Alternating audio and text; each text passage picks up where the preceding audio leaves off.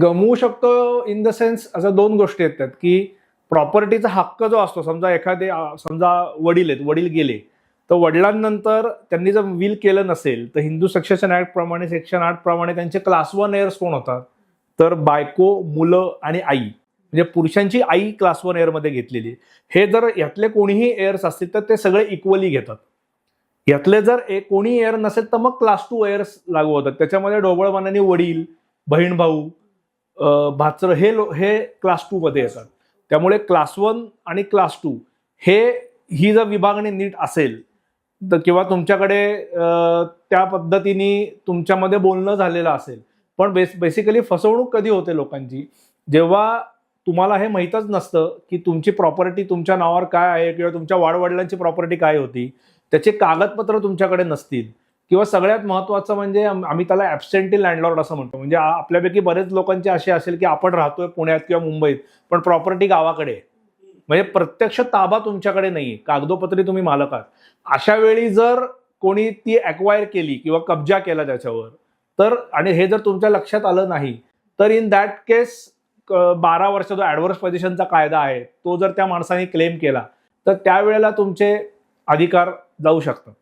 किंवा आता हा खूप मोठा विषय आहे की हा प्रॉपर्टीतले हक्क कसे जातील, किंवा तुम्ही एखाद्याला, तुमच्या दोघांमध्ये करार झालेला आहे, तुम्ही काहीतरी विकायचं कबूल केलं किंवा विकत घ्यायचं कबूल केलंय, पण त्या कराराच्या अटी शर्तीनुसार कोणीतरी वागलं नाही तर तुम्हाला ठराविक मुदतीमध्ये कोर्टात दावा करायला लागतो प्रत्येकाच्या ह्याच्याप्रमाणे.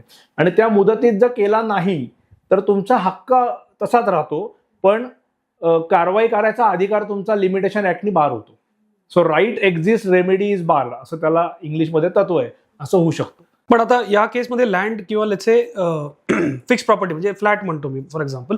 सो परत आपण तेच एक्झाम्पल घेऊ की मी राहतोय पुण्यात पण माझी प्रॉपर्टी समजा कुठेतरी दुसऱ्या गावामध्ये आहे आणि somebody is trying to encroach that किंवा त्यांनी एन्क्रोच केलंय. सो त्याची जी मुदत जे तू म्हणलास की एवढ्या मुदतीतच you have to react or probably put a claim, तर ती मुदत अशी टाइमलाईन काही फिक्स्ड आहे का? म्हणजे for a land let's say x timeline किंवा let's say for a fixed property काहीतरी वाय टाइमलाईन असं काही? आता प्रत्येक म्हणजे ताबा घेण्यासाठी 12 वर्ष किंवा करारनाम्याप्रमाणे जर तुम्ही वागला नाहीत तर ब्रीच झाला तर त्याच्यापासून 3 वर्ष, किंवा जर तुम्ही ठराविक गोष्टीत कालमर्यादा घालून दिली असेल, त्या गोष्टीत काम केलं नाही तर ती मर्यादा संपल्यानंतर 3 वर्ष, असं लिमिटेशन ऍक्टमध्ये सेपरेट प्रोव्हिजन्स केलेले आहेत. आता जो ऍडव्हर्स पोझिशनचा कायदा आहे की बरेच वेळा आम्हाला असं लोक विचारतात की आमचा भाडेकरू 50 वर्ष राहतोय, आता तो मालक झाला का? तर ऍडव्हर्स पोझिशनचा कायदा असा आहे की माझ्या संमतीशिवाय किंवा कुठल्याही कराराशिवाय एखादी व्यक्ती जर सलग 12 वर्ष माझ्या मालकीच्या जागेत राहिली आणि मी कुठल्याही त्या व्यक्तीला अडथळा आणला नाही, इन दॅट केस 12 वर्ष झाल्यानंतर त्या व्यक्तीला ऍडव्हर्स पोझिशननी मालक झाला आहे असा दावा करायला लागतो. पण 50 वर्ष भाडेकरू असू देत नाही तर 100 वर्ष भाडेकरू असू देत, तुमच्यात काहीतरी करार असतो, भाडे करार त्याला आपण म्हणतो. सो ते कितीही वर्ष राहिला तरी तो टेनंटच राहतो. तो काय अमुक वर्षानंतर करार करणं खूप इम्पॉर्टंट आहे. आता करार हा भाडेकरूचा जुने जर आपण बघितलेत तर भाडे पावती असायची पूर्वी की अमुक 2 खोल्या इतक्या महिने भाड्याने दिलेले आहेत. सो तो भाडे करार गणला जातो. आता हळूहळू भाडे करारातनं जागा मिळवणं हे एवढं अवघड व्हायला लागलं, त्यामुळे मग लोक लिव्ह अँड लायसन्स या प्रकाराकडे वळले की लायसन्स म्हणजे काय, जस्ट वापरायची परवानगी. सो मग 12 महिने 24 महिने जो तो आपल्या गरजेप्रमाणे ते देतो की लायसन्सची मुदत संपली की जागा खाली करायची. अर्थात कोणाचाही ताबा घ्यायचा असेल, लायसन्स हे असो नाही तर टेनंट असो, तुम्हाला कायदेशीर प्रक्रियाचा अवलंब करूनच घेता येतो अनलेस तुमचा सेटलमेंट झाली आणि तुम्ही दोघांनी म्युच्युअल अंडरस्टँडिंगने ताबा दिला घेतला. पण आउट ऑफ क्युरिओसिटी म्हणजे आता आपण बघतो की रेंट अग्रीमेंट जी करता म्हणजे भाडेकरू कोणी राहत असेल तर टिपिकली ती अग्रीमेंट जी होते ती फक्त 11 महिन्याची होते. 11 महिने असं नाहीये, आपण 1 महिन्यापासून 5 वर्षापर्यंत पण ते करू शकतो. हे 5 वर्ष का म्हणलं की त्याच्यानंतर त्याला स्टॅम्प ड्युटीचे हे बदलतात, काय म्हणतात त्याला, स्लॉट्स बदलतात. अदरवाईज तुम्ही 1 महिन्यापासून किती वर्षापर्यंत करू शकता. किंवा काही लोक त्याला मग लीज म्हणतात, म्हणजे लायसन्स आणि लीज हा फरक आहे. तर लीज हे जनरली तुम्ही बघितलं असेल की 99 वर्ष, 999 वर्ष.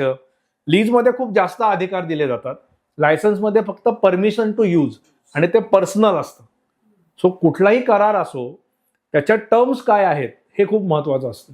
कराराच्या हेडिंगनी त्याचं हे ठरत नाही. म्हणजे तुम्ही वर लायसन्स लिहिलं आणि आज आतमध्ये सगळ्या लीजच्या टर्म्स लिहिल्या तर that will be treated as lease and not a licence. So म्हणून करार करताना शब्द काय वापरताय हे अत्यंत महत्वाचं असतं. शब्द आणि इव्हन त्याचं कंटेंट. हा तेच मग शब्द म्हणजे त्याचे क्लॉजेस काय लिहिताय, तुमचं इंटेन्शन काय आहे. कायदा काय विचारतो की तुमचं इंटेन्शन काय होतं दोघांचं. तुमच्या दोघांचं इंटेन्शन जर लीज म्हणायचं असेल आणि तुम्ही वर लायसन्स लिहिला असलं तरी ते तुम्हाला कायदा लीजच धरेल.